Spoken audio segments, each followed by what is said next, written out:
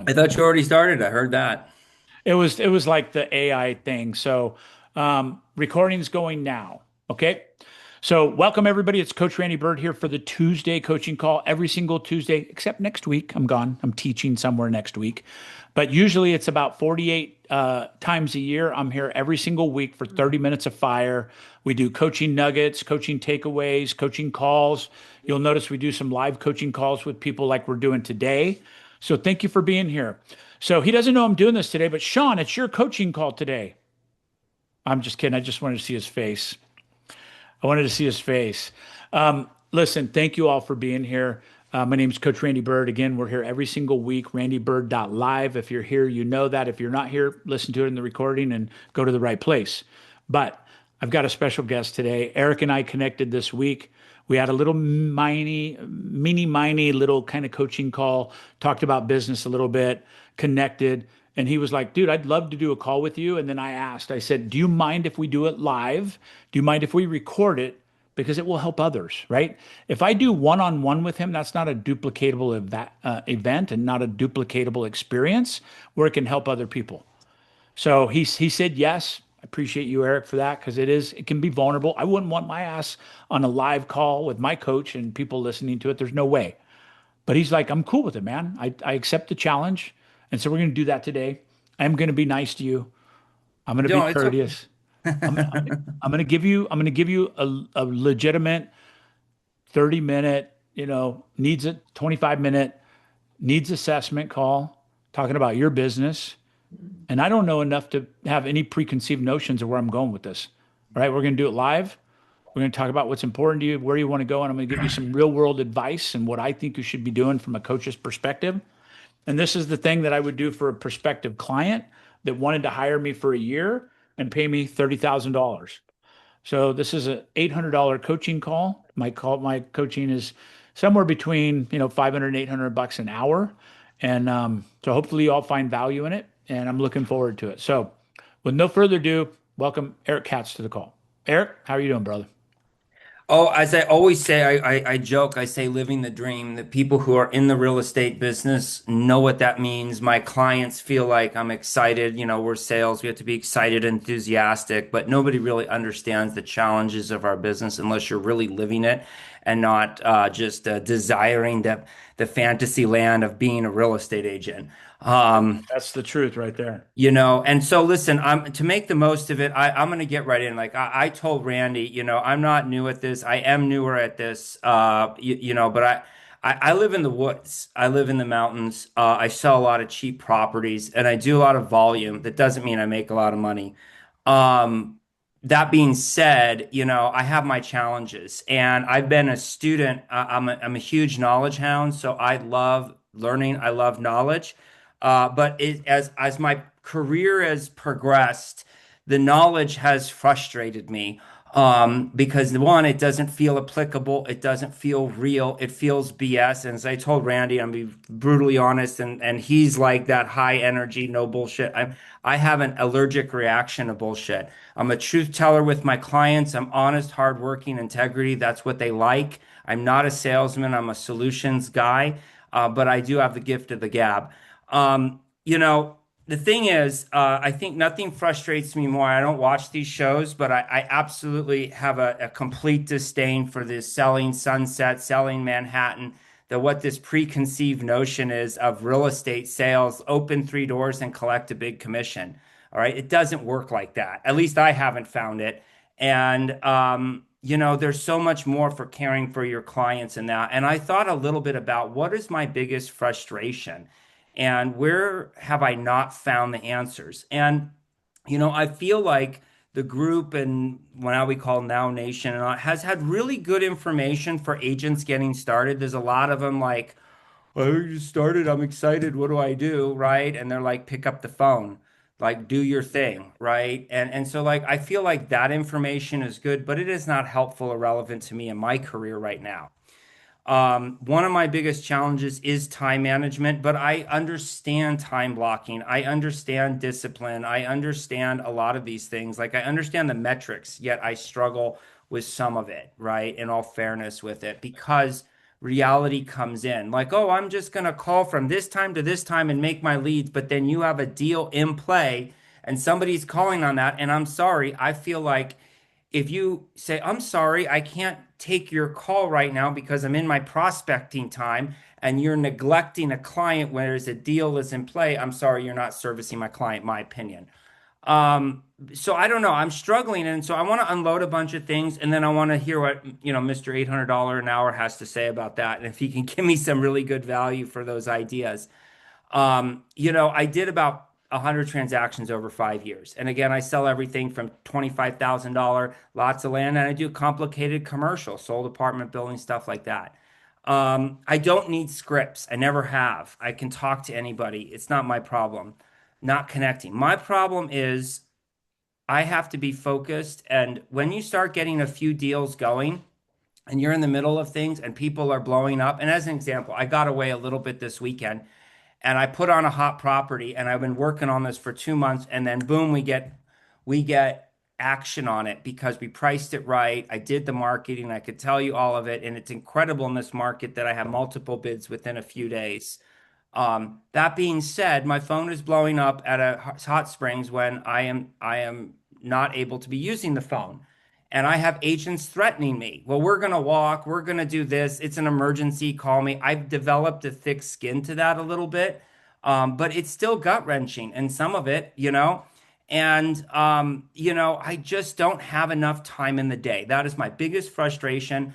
I can come prepared and excited, and after 10 or 12, I could be on the phone for 10 or 12 hours, and I'm extremely giving to my clients, and some to a fault. I'll be on the phone with an hour, and I've had other people go, how could, don't, learn how to cut it down. And I'm not a transactional realtor. I'm a relational realtor. Like, I can't be somebody I'm not. I can't pretend to care and then not really care. And that puts me at a disadvantage. It makes me frustrated at the ecosystem because I see these high number agents. It turns my stomach because I'm working my ass off. I'm not making what I'd like to make. And the agents who only care about their commission get up on stage and we're killing it. And I'm trying to hold back the vomit in my mouth because it's angering me because I work harder than they do. I give better value to my clients. And people have told me, hey, you're doing better, but I should be remunerated for my better service, but I'm not. But I'm not a bullshitter. I'm not a fake. So I give and I give and I give, but I'm exhausted at the end of the day. I'm not hitting the numbers I want. I struggle with time management. I understand all these tools, and I feel stuck in a rut. So I don't know what else to say. I mean, I like I said, I'm doing business, but again, it's a tough market. I'm working 4 times as hard for every deal. If I do one showing, it could take me 4 hours. I have to drive an hour here, an hour there. I'm focused on the client. I don't shortchange my clients. And I literally have hundreds of things on my to-do list and I can't keep up. And so that thing that goes over and over every day wears me down to the point that I don't like the business. Well, dude, first of all, thank you for being willing to be here and being, straight up. Like, I like your style. I don't think you're going to like everything I have to say. Oh, I heard a lot of good things in there, and I heard some challenges in there that I'm going to hopefully be able to turn a corner and help you with. It's going to come down to a little bit of trust. But man, I'm going to just tell you the things I love about you. Your passion for your clients is absolutely 100%. It's on your sleeve, it's on your heart. That's important. You have a frustration with the business that is because of that transition between how do you do the best amount of care and then also look at how do I feed my family and get all this be equitably rewarded for your hard work. And then how do you balance that all? And I think what you're talking about is probably one of the most real coaching opening conversations I've ever had. Because you're not in a place of being negative Nancy. You're not like a negative person. You're just frustrated against the ceilings that created in your business because of real estate, period. Right? So background to you, Eric, you're in my organization with EXP. You're not close to me in terms of that level 4, 5, 6, 7. It doesn't matter to me. but you're one of my people, right? You're one of my people, and I'd pour into you regardless. But when we started having this conversation, I go, it would be really valuable for you and I to spend some time together. And again, I want to say thank you for allowing me to do it in this venue. This is going to help a lot of people, I promise you. There's so many people out there that share frustrations and stuff that you have.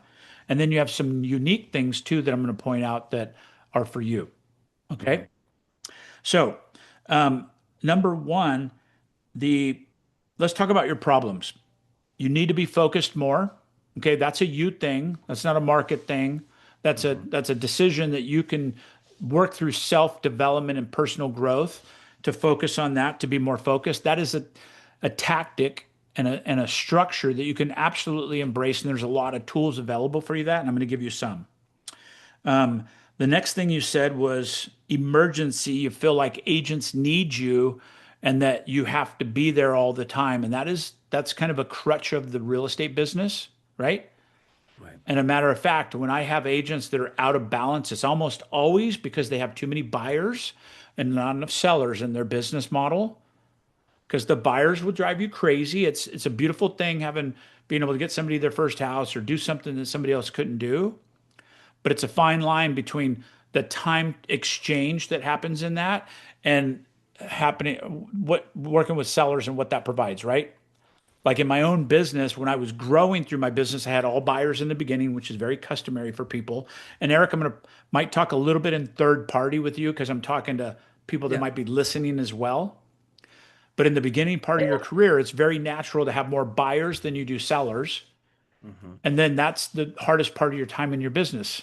And then as your business progresses and matures, you start getting more sellers and you can top grade your business, maybe even leveraging out the buyers, right? But I can give you 10 buyers and drown you, Yeah. or you can have 20 sellers and be sitting by the pool answering questions, right? Mhm. So that doesn't mean you don't care for them. And I'm going to say this to you personally because I think you take personal responsibility for everybody, and that's a downside of yours. Mhm. You don't have a personal responsibility to everybody. You can't be the best you can be without finding your niche and providing 100% value service in that niche, being something to everybody. That might be a little takeaway that you might listen to this again or you might get it now, but I think that's going to be an important takeaway as we progress with this call. And so I'm going to use this analogy. I've used it before. It might not apply to you and you might not grab onto it. But let's just say you were a doctor, right? You were a doctor and you had a doctor's office with staff and all these things, right? The one thing that you have the same as everybody else that's in business for themselves or working for somebody is you have a finite number of hours in the day and the week, right? We all have Mhm. the exact same number of seconds and minutes and hours in the day. Would you agree? Absolutely. So if you have a doctor's office, right? What are your hours of a doctor's office? Just rip it off. What do you think? You're a bitchin' 9 to doctor. 7. What's that? I don't know, 9 to 7 or Okay, something. 9 to 7. If somebody needs you at 8 a.m. and your hours are at 9, do you come in at 8 to serve that client or do you have to fulfill your calendar? Generally not. Because you're a professional, correct? That is correct. Too many agents put themselves in a position where they're not a true entrepreneur boss. They're not living an entrepreneur life that is by design, right? The beautiful thing is this, the canvas is blank. You could say, I'm going to work from 6 to 6 every day. I'm going to work 12 hours. That's what I love to do. This is my life and my passion. And you could be available during those hours. Right. You can also say, I'm going to work at 10 a.m. to 6 p.m. and that's it. And Wednesdays are off, or Saturdays are off for religion, or whatever it is that's your perfect schedule, and then work back from that. That's obviously where I live because that puts us into the category of being a professional in our business. Now, will the doctor answer your call at 7:30 at night if you've been a patient of his for 10 years? Yes, but it's special. It's not expected.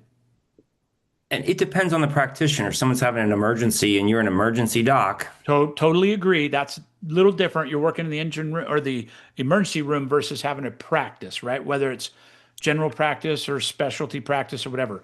But analogy wise, you see where I'm going with this, no, I get the analogy right? and I've heard it. Professional have professional hours and they have professional structure and they have professional expectations, right? Sonia, please mute yourself if you can, please. So that's, I just want you to be there mentally for a minute to understand that that doesn't make you bad to other agents or to clients or anybody else. I have clients that have done 1,000 transactions in a year, two of them, one in Utah, one in Canada, and they have the most regimented schedule I've ever seen. Some would say they have to be able to do 1,000 transactions, but they do prospecting 3 hours a day, both of them. And I'm like, here they are running 1,000 transaction businesses, and they're doing 3 hours of locked in a room. Nobody bothers them prospecting. And I was really amazed and enamored by that. And they go, I couldn't do 1,000 transactions without having a lead funnel that created the business to support that.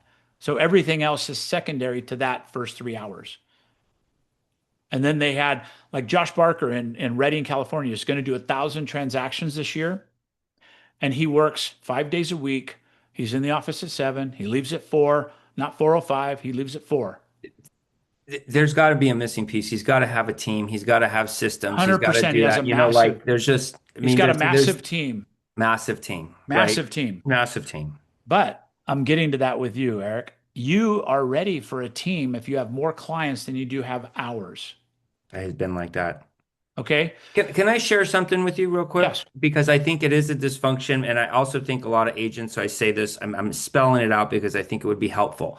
I think to get to the point where you're busy enough, you have this PTSD about answering the phone. Because if you pick up the phone and you actually like get a lead, get a business, you return the call, you get the client.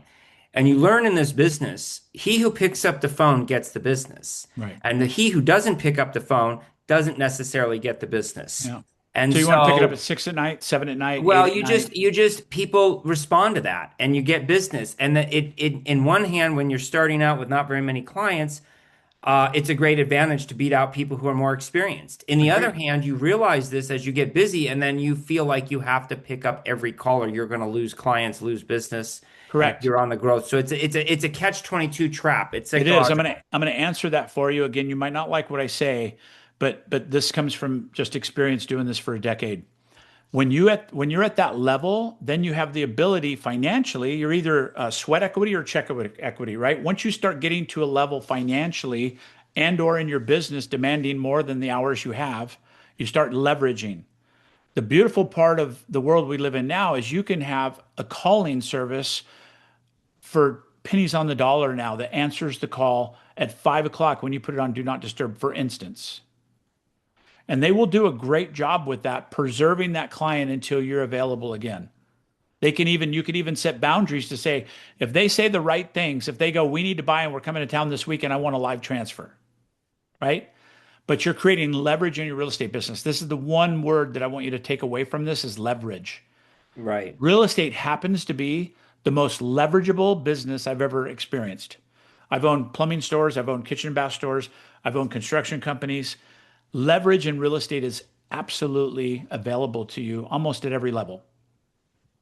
So I don't want to get off on a wild goose chase right now, Yep. but I want you to think of this. A line, let's just picture a line right in the middle of the paper. Above the line are the activities Eric has to do. Servicing buyers, servicing sellers, negotiating contracts, negotiating repairs. Those are above the line that should be done by you.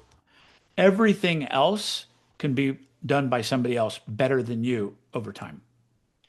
Yeah. And I want to put a finite point, right? This is something that again, real world is different than just the fairy tales. Yep. You said to myself, what is the best thing you've done in your business like last year? And I would say it's hiring an assistant. And I did that to create the leverage. I've done through my transaction coordinators. I've good. I had not so Perfect. good. I invested in a assistant and training, and I made him exceptional. And I invested a lot of time. I actually created training material before I even hired him, how to, and all of this. And he is literally one of the best in his company, and they actually keep me as his client, or I'm his client. Yeah. But anyway, but I'm telling you this because I had to tell him the other day. I said, when I'm watching you and we're working together, you produce exceptional work. When I'm just on the phone doing my thing and you're doing your work is good. When I'm not watching you, your work is really not good. And I have absolutely found that. And it's one of the biggest frustrations is there are entrepreneurs, there are doers, and then there are employees. Okay. I And appreciate that. But you're talking about other people. Let's talk about you. Why No, aren't you but my leading? the point is that the leverage that you exist is I have struggled to find the ability to execute with people to work as independently. And even I figure I've got a great, I just want to make that point because Yeah, it's you're easy to say, accurate. You're yeah. not wrong. It's just you have to take ownership because you have to inspect what you expect. And almost every time that I hear a conversation like that means somewhere along the lines you've gotten either your policies and procedures or your training or something is lacking to not allowing them to have an accountability that matches when you're not there. My assistant, my director of operations, does the exact same thing when I'm not around as when she's around. And it's because I have an expectation that we've established, and then I inspect what I expect. Right? Even though she's been with me years, you could ask her. To this day, I'll still say, hey, next week on Tuesday, I want to get with you and I want to go about 2 hours into what your daily procedure is. And I'll find gaps. I'll find missing pieces that they're not doing, and we'll shore up that procedure. Okay. But I'm just going to say that particular employee may be the wrong employee, but give them the grace, especially if they do a great job when you're there. They may need your motivation. They may need, your pushing. They may feel the necessity to do it while you're watching them. But you can't have that in a scalable, leverageable business. Right. So you have to go back and reestablish the ground rules, reestablish the expectation, and then hold them accountable to that through expecting what you inspect. So why don't you give me specifics? Then the tagline is great. How do I put that in place so I set the right expectations and not create excessive administrative overhead and having them fill out reports and what did you do with your time? And they're like, what actions So specifically would I do to take a good person and make them great with this? 100%. Number one, do you have a checklist that they go through or a job description that's crystal clear? It's evolved. Is how rate it 1 to 10, 10 being the absolute best it could be. 6 or 7. Okay, that's too low. I would say the first thing you do is say, okay, and guess what? Now with AI, you can have this done in minutes. You could have this done in 30 minutes max. You just talk into it like a third party I know. professional, right?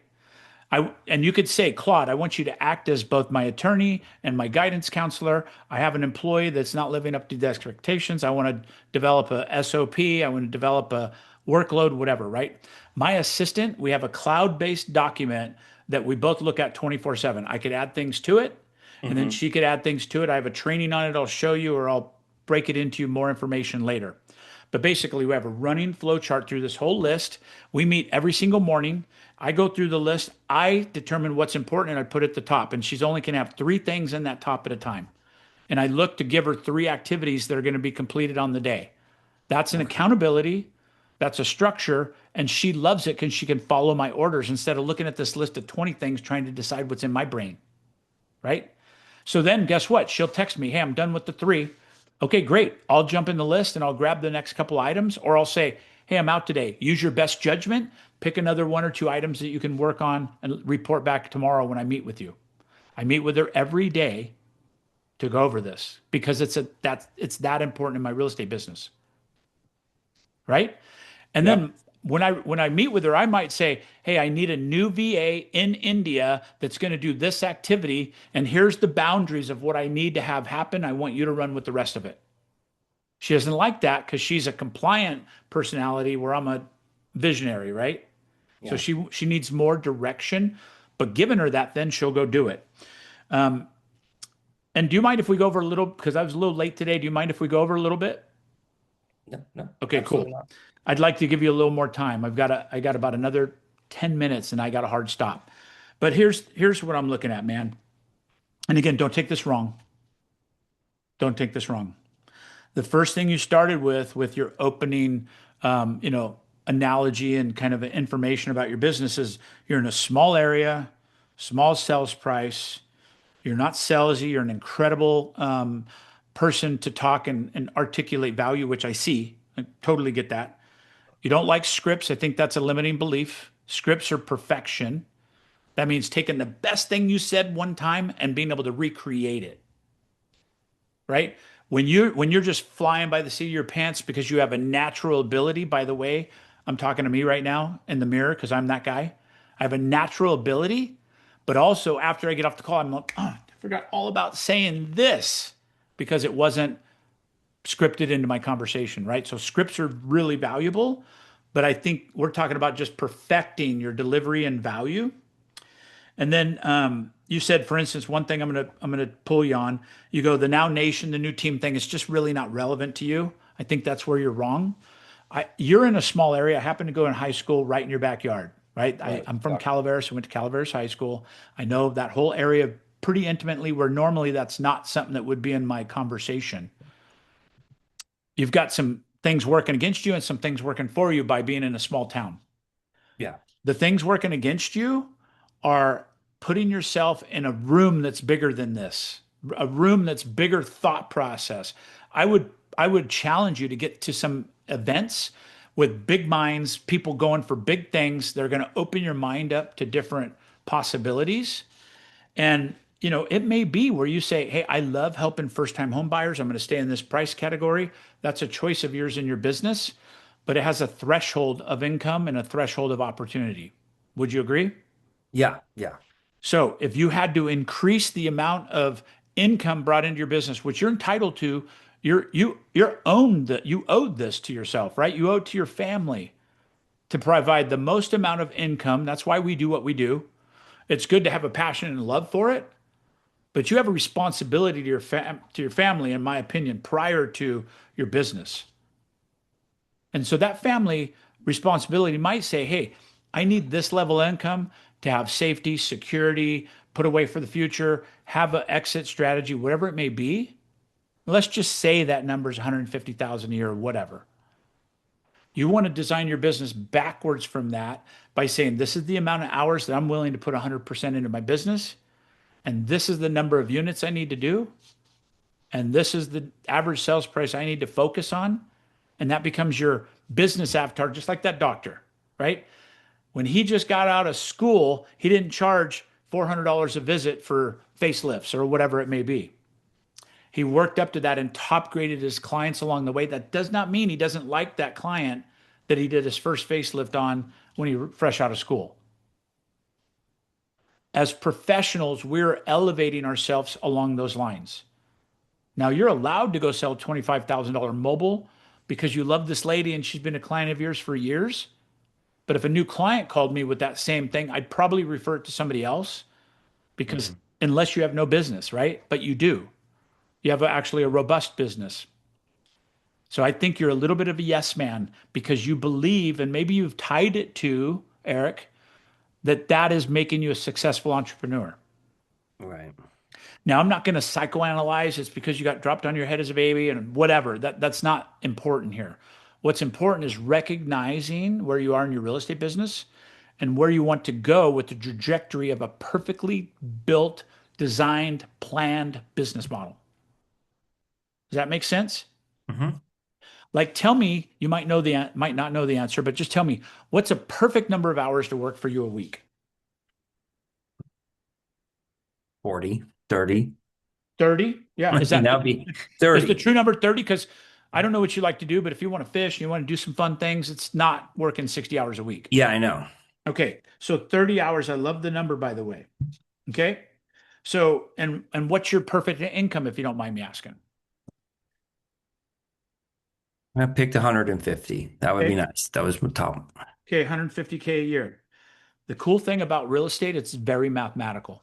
No, I know. And I've done the business plans Okay. before, and I've been in the bigger rooms. I mean, that's how I'm Okay. here with Okay. EXP. I've been to every conference. I did all of that. Okay. I went down to Why aren't you Placer doing it Golf now then? because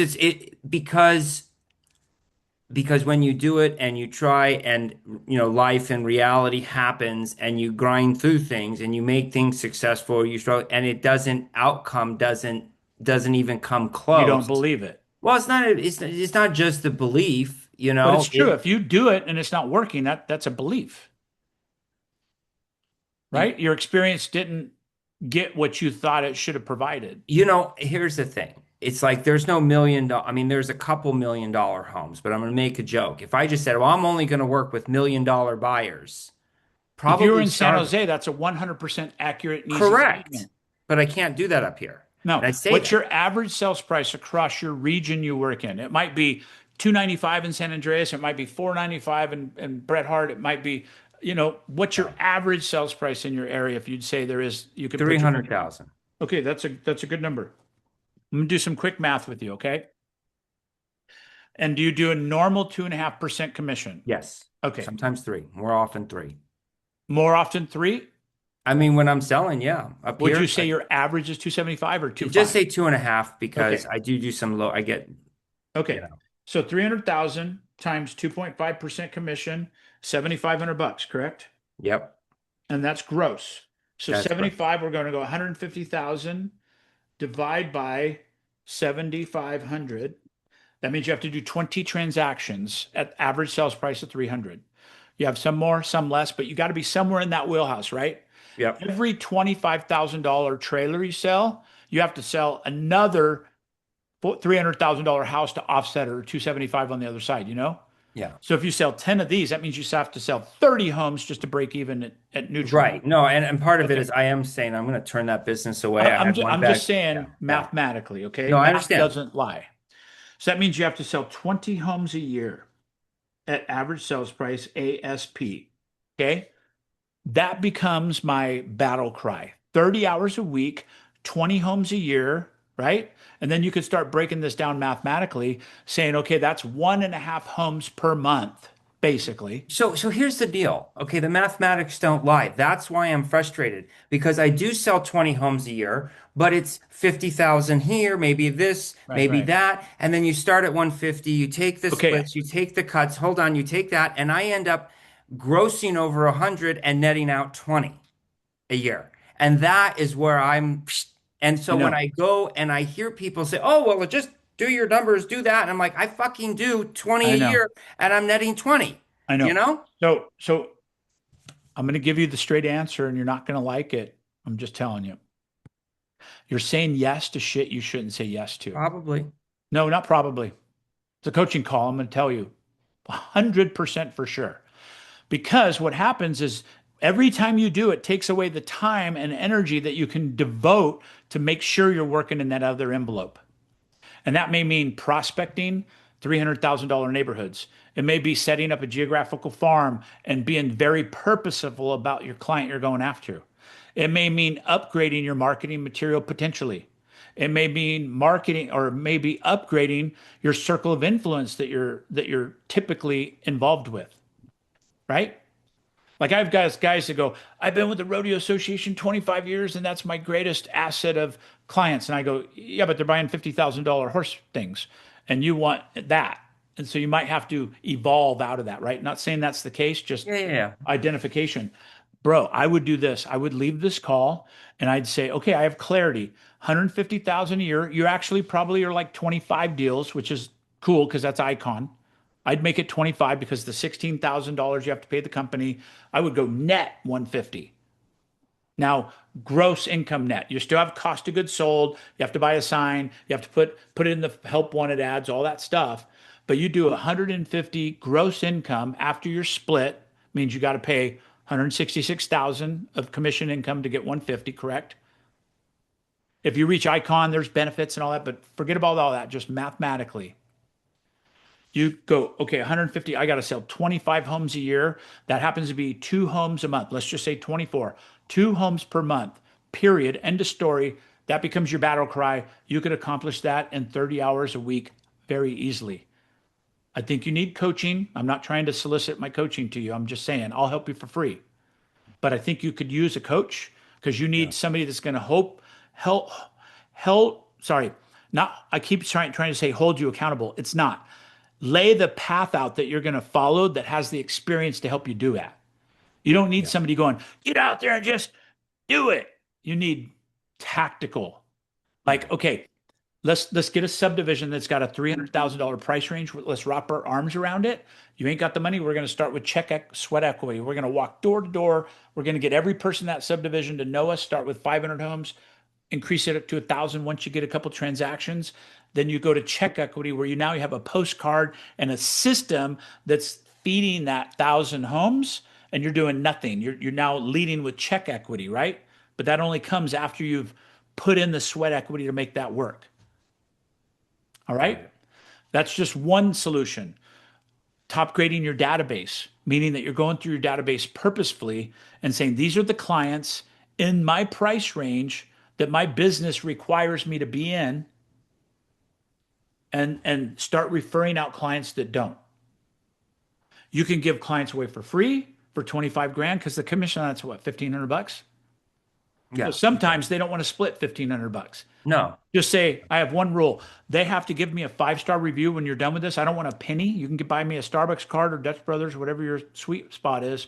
What I want is them to be a freaking raving fan of me because I gave them you for $0, but they are going to refer you business, right? Because everybody is my client, even if they can't afford a Schwinn because they know somebody that knows somebody. But that doesn't mean I'm not working or I'm working with somebody that doesn't know somebody. Mm-hmm. I'm just saying that they're going to be taken care of in my universe. That referral is a 3-minute conversation, right? Even a referral fee is still a 3-minute conversation. And you can be purposeful about that. Right. And you might have to transition, Eric, you might have to transition from like, I can't do this today because I'm scraping by doing all this stuff I'm doing. But I'm telling you, put this action into place, and I promise you, from 10 years of coaching, you'll get the things that we're talking about. And now you'll have a clear, crystal clear plan and get rid of that frustration and noise. Like small area, you don't understand. We have different, this is horse country. That's all horse shit. It's all horse shit. You laser focus on what you got to do. And I told you I was going to be bold with you. Mm-hmm. Okay. I know your area very well. I'm the pinball champion of that little place right there in San Andreas. Nobody's ever beat my score, at least when I was there. I know that stomping ground well. It's a great area, but it's very country. Once they love you and they'll take a bullet for you, but you got to get into that sometimes, right? And you're not the country club dude. You're not going to go hang out the golf course. That's not what I'm asking. I'm saying being laser focused, maybe put an expired campaign into your calling where your calling expires there between 250 and 350 or something like that. And maybe door knocking neighborhoods that support that price range for you. Taking that time back from those lower price ranges and putting it into the forward facing prospecting and development of that other price range is equitable value. It Yeah. will pay for itself. Can I ask one quick question just on Yes. the idea of like, let's say I'm being more deliberate about my business, which I hear loud and clear. It makes total sense. Yes. So I want to get rid of lower price, but I start going expireds. I feel like expireds, I understand that's a good strategy to try to find business, but I feel like they require probably way more time because they're already skeptical of agents. You could be a big time waste. They're going to suck your brain. They're not I going to don't sign. disagree with you. And I'm just saying that's one of about 8 pillars you could be doing in your business. Right, We've got to find the pillars that you like, right. right? If you hate expireds, you hate picking up the phone calling expireds, don't force yourself to do it. There's lots of things you could do before that. Well, yeah, it's not that. I feel like those certain ones that are they're just time sucks, Well, right? for instance, open house strategy is another good free Yeah. strategy. Expired's free, right? You might need Vulcan 7 or a CRM, but you can call 8 hours a day and it doesn't cost you anything, right? Hmm. And they're people that are ready to sell. They just failed the market somehow, Hmm. right? But open house strategy is another thing. You do an open house in an area that's specific to where you want to be in price point. Hmm. And then what about if you door knocked 50 doors across the street and 25 down each side of your open house and made a point to meet every one of those neighbors to let them know you're having a mega open house. You do things differently. Your marketing materials on point. Your professionalism is on point. Right, right. But hold You're on. You also conversational. so I like that. I did try door knocking in one neighborhood and like one time, but you also know the area. There's a lot of closed fences, and Yeah, you're you get like shot in some of you those would get areas. shot. Exactly. You would Yeah. get So shot. again, geographically, that may not be your best thing ever, right? Geographically, that may be a boundary that you have to cross. So if that's the case, we might need to do Facebook advertising and be specific about where we're getting.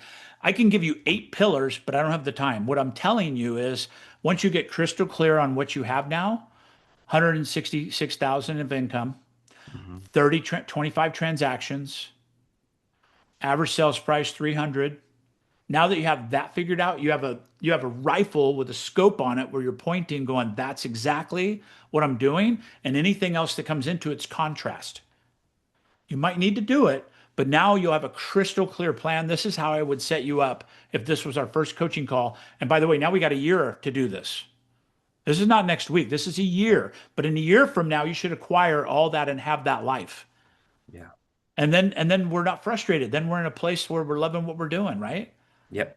This is what I fucking love about you, dude. When we talked, you were like, don't BS me. Tell me the straight truth. And I go, I can coach you very easily, but I need a little more information. That's why we did this call. Hmm. I take I take really good notes, right? That's the notes just from us talking, and that's me trying to be present with you and take notes. It's because this is what we're looking at here. We have a game plan now, in my opinion. Yeah. And if you Yeah. agree with my game plan, I honestly would go into Claude, not ChatGPT. Claude is like makes chat look like a third grader. Go into Claude and say, build me a business plan. I'm a real estate agent in this area, this zip code. I currently do this. Give it as much information. Act like you were sitting down with an attorney designing your business plan. Talking to Claude that way, and you'll be shocked of the detail it will give you. And then you could ask it to go, okay, geographically lay this out. What part of this county do I need to work in? How do I focus in this medium price point? Where do these people work? Where do these people's kids go to school? You can go micro on this thing and make it fun, honestly, because this excites me. When I think about this, I'm like, shit, now I got a plan. Now I can put all this energy I have instead of working 60 hours a week answering everybody's freaking phone call and not being happy. You could say, Hmm. you know what? That was life changing. Randy turned a corner for me. Now mentally, I have a plan. And now in 12 months, your life's going to look totally different. I believe that with every ounce of my body. Because what you just described is absolutely plausible, doable. End of story, period. Hmm. Now, I can't say that about everybody. Somebody wants to go from Yeah. 400 to 1,000 transactions. There's a lot of pieces of moving parts in there. What you're telling me, if you've done 0 transactions, I wouldn't feel as confident about my statement. You're doing Right. 20. We just need to focus you. And by the way, that focus might mean locking you in a room for 2 hours and let you focus on one thing and removing distractions. I don't know what your weaknesses are yet. Yeah. Okay. It might be noise because your text is going off all the time. I'm going to leave you with this. I had a coaching client recently paying me a lot of money. And I said, bro, I know what your problem in your whole world is. And he goes, what? And I go, your cell phone goes off every 3 minutes. It's like Hmm. ding, ding. We're doing our coaching call. He's ding, ding. He's like this. He's like this. He's like this. And I go, what are you doing? And he goes, what? I got to know what's going on. He owns like 200 doors. He's a big deal. And I go, I don't care what you own, what you're doing. Your balance is out of whack because that thing's controlling your life. Hmm.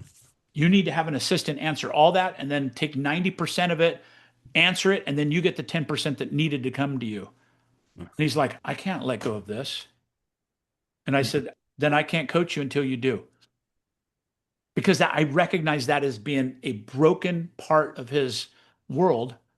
And so he can't ever be attentive. He can't ever pay attention to a client. He can't ever do this. Everything he's doing kind of halfway. And it Right. was a really, really big breakthrough, but it was a challenge. So, brother, I enjoyed this a lot. Yeah. I enjoyed Thank this a you. lot. I want to honor you once again and just thank you for allowing me to record and put this out to other people because I'm telling you, a lot of people are in the same situation. And this is a tough business. It will grind you, it will break you if you let it. Yeah. But you allowed me to give you some of my, expertise that I've blood and, been cut Yeah. over, right? It didn't Yeah. come for Yeah. free. And I've also walked in all these shoes that I just tried to coach you on. I'm Yeah. not I'm not coaching from a place of like theory. I'm coaching from a place of hundreds and hundreds and hundreds of personal transactions and then coaching some of the top minds over the last few years of how to have breakthroughs. And dude, I'd love to hear this journey of yours. I'd love to have a follow-up call in 60, 90, 2 months, 6 months, something like that. I'd love to do that again and really bring this into some way that not only you can change, but I think you'll inspire others to do the same. Totally. Thank All you. right, That's man. very helpful and understanding just even the concept of top grading clients. I've thought about grading my clients a lot. I have my metrics in my mind about it, but I need to really kind of put it in action and apply it. And remember this as the last thing I say. You're not letting them down by not handling them. There's Hmm. other ways to service them and be a good human being and steward of the real estate industry. I think you could do a disservice for you trying to take care of everybody, right? The Coast Guard yesterday was Memorial Day, so I'll throw in a military analogy. The Coast Guard, we had a saying, save the ones you can. That means you Hmm. have to let somebody drown, but you can save the ones you can, because if you try to swim out to the furthest person to save them because they're the furthest away, these three people that were savable now drowned and die as well. It's like not taking care of yourself first. That sounds selfish, but save the ones you can and then be laser focused to your family first in your business plan instead of the client. Right. All right. All right. All right, brother. I appreciate you, Thank you, man. brother. Thank Appreciate you, it. everybody, for sticking on a little late. I appreciate that. And yeah, Eric, keep swinging, brother. I love that. Casey's a rock star in Sturgis area. You got a lot of people that have done a lot of big things here, and everybody can relate to everything I said today. Would you guys agree? Yeah. Everybody's shaking their head, man. Everybody's with you, brother. All right. All right. All right. Appreciate you. Thank you. Thank you, man. All right. Appreciate it. Have a Take great day, care. everybody. You too. All Cheers. right. Bye-bye. Bye for